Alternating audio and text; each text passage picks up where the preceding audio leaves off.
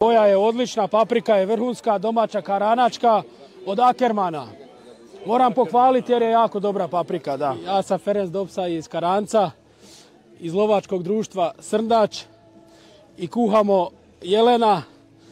Sad smo tek postavili prije 15 minuta, sad instamo jedno sat vremena ili jače malo.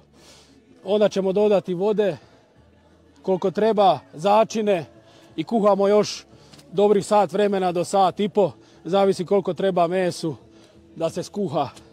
Dodali smo pola kile paprike na tu količinu, na 25 kila mesa i dodali smo 2 glavice češnjaka narezanog.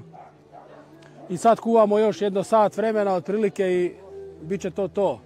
Dodat ćemo usput još malo bibera, par lovorova lista i vjerujem da ćemo biti zadovoljni.